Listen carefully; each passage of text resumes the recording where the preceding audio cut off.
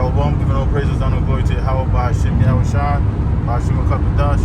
Double honors to my bishops, apostles, and elders of great millstone who rule well, who have taught me this truth. Shalom, salutations to the brothers out there, chosen vessels to pass this torch, this word, this fire, this truth, this light to the hopeful elect. And the hopeful elect, shalom to you, which consists of the men, women, and children that have the true, sincere faith of Yahweh by Hashem Yahushai. Ones that's looking to earn their wings of salvation, to flee the hour of temptation, Jacob's trouble, and then ultimately the end goal is flee those nuclear missiles by the way of the chariot of Israel. I'm the brother of mine, part of the DC Church, and something that was on my mind, the mindset for today is basically we're in the spirit of service. We are servants, we're chosen vessels to pass this torch, this truth, this light to the ones for the ones that may be, that have the hope of Yahweh B'Shem Yahushai, because we're, the ones that are called, but we're given diligence to make our calling and election sure. So we give spiritual words, spiritual upliftments, spiritual sacrifices to the ones that have the ear to hear what? To hear the good news. The good news is that even though that we're in the midst of chaos and this kingdom is going down and even more chaos is coming, is that to gird up your minds with the spiritual gems that Yahweh B'Shem Yahushai is placing upon the earth to ultimately to strengthen you to endure the upcoming calamities. One of the things that I thought about earlier, or maybe yesterday, is that give me the daily bread to overcome to endure my evil trials, or like, what was it? It was basically something to that effect. To give me the daily bread to endure, whatever comes my way. Because in this truth, man, you understand that to become more spiritual, you have to be stripped of your ego. You have to be stripped of the things that will naturally make a man comfortable, satisfied, things of that nature. And when the Lord strips you of that comfort, to remain spiritual and sit in that fire and wait for the Lord to give you an answer. Because if you was to do anything out of Yahweh B'Shem Yahushai's will, or put things into your, have the mindset of putting things into your own hands, that's where men go off. And I was thinking about that with Moses, and how Moses basically didn't make it to the land of milk and honey, the promised land, due to the fact that he basically had a mindset of him creating and doing things to that nature, and not giving the praise and the honor to Yahweh, which, to a lot of men, you see that how that's built to your demise. And throughout the scriptures, you see that basically the Lord is always constantly doing that to men, to make them more spiritual, and to basically make them understand that this is not our fight, this is not our movie, we're playing our part. Yeah, we are actors, because we're rehearsed, even though, people may take that word acting to an effect to natural man's thinking, but we're rehearsing the righteous acts. So we're doing the things that's in the Bible, and rehearsing these things to make our calling and election sure, right? Because we know that 2 Corinthians 5, and I think it's 11, it says, knowing the terror of the Lord, we persuade men, right? Because knowing that, right above that verse, it says, because every man's going to be rewarded for the things he done in his lifetime, in his body, roughly paraphrasing. And knowing the terror that, like, if you go get ahead and deal with that woman, knowing she got a man, and the consequences. You don't know the consequences, but it's not going to be good if you was to commit that act with that woman, as far as laying down with her, spending time with her, knowing she got a man, buying her drinks, and basically giving the hint or the indication that basically you would like to take things a step further, to where you could advance yourself to basically get in between the woman's legs, and that's a no-no. You know, that's the scriptures. That's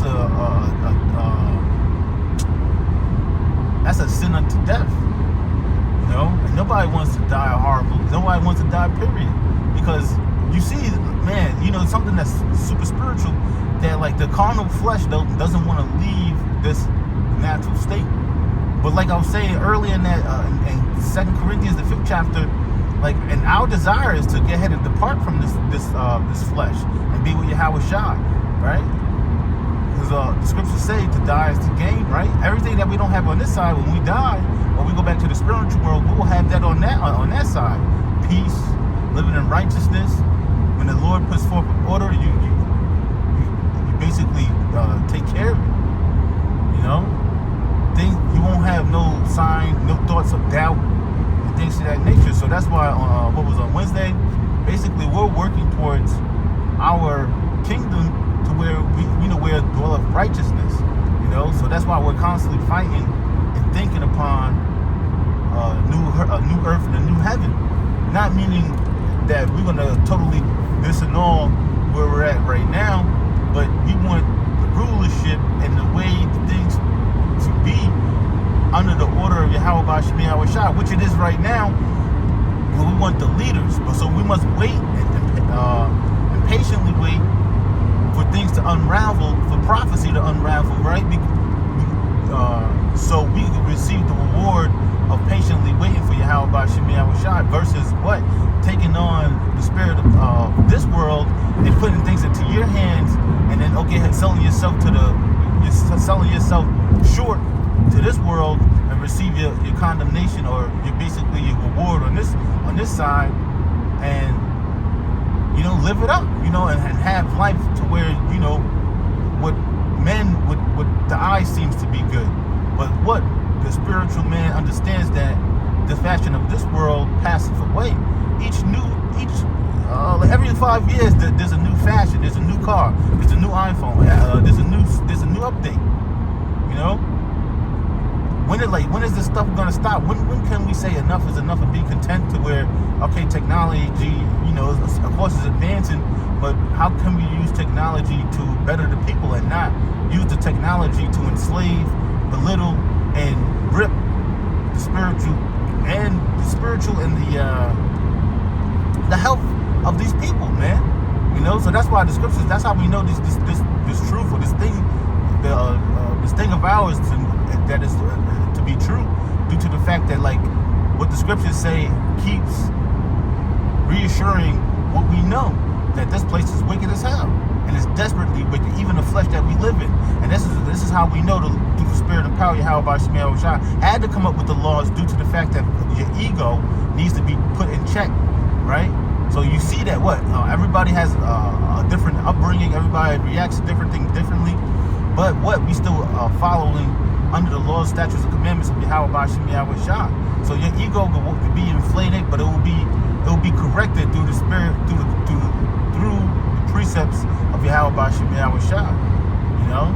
And a lot of people say, "Oh, men written that was inspired by Yahweh B'Shem Yahweh Shai." Right? And then every time, hey man, you see that spirit's going around, you come up against the men of the Lord, hey man, there's consequences for that. And the Lord, as we sit in this grace period, the Lord always gives people grace periods to acknowledge their offenses. Okay, that's a good one. To acknowledge their offenses and confess their sins and turn back and to repent, and it's an entirety. And you see, that's a daily fight to repent from your ego, your desires, and then serve Yahweh B'Shem Yahweh Shai, which is in the spirit of truth. The more you get ahead and dig and dive into this truth, and you dwell amongst the Akim, the more you learn about your others, and you learn more about yourself. But like a wise man once said, when you find brethren, you find yourself. And you see why you find more of yourself, because you're unraveling things that what made you react, or what made you do certain things, because of the experiences that you went through.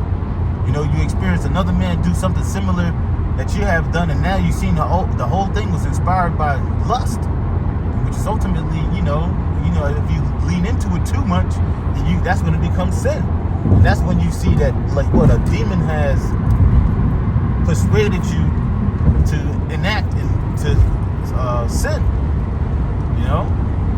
And sin on top of sin is iniquity. And when you build up that's when the Lord starts to get your attention to where you don't want to overstep your boundaries, because then the Lord will go ahead and put some checks and balances in your life to where now you have to adjust. And that's one thing about the elect. That's how you can identify the elects, is their adjustment towards correction, and that correction is able to save individual souls. A lot of men don't understand that nor see that. So that's why the scriptures give us the opportunity to read. So when it says that no chastisement seemeth joyous, but grievous, but it yieldeth the more peaceable fruit.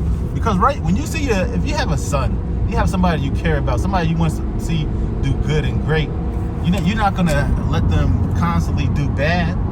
You're gonna apply what you know that works. And what we know that works is what the scripture in Proverbs, I forget the exact chapter and verse, but the blueness basically takes away the blueness of a wound,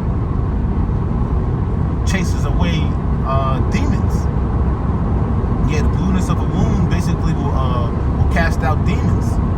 You know, because then that's when now you get your skin is more, things are more sensitive. You're more aware, right? Because when you get hurt, when you get injured, or you come up from a breakup, or you're moving from a house, or you think about something that causes you to think deeply about things, or think, to actually, like I said, go sit in that fire, not just be in and out of a situation, right? You have to go through a long endurance hardship for you to think deeply about something. So that's why, like, breakups, moving out the house, getting a new car. What else? What else can I think of? Catering an event. Those type of things creates a lot of.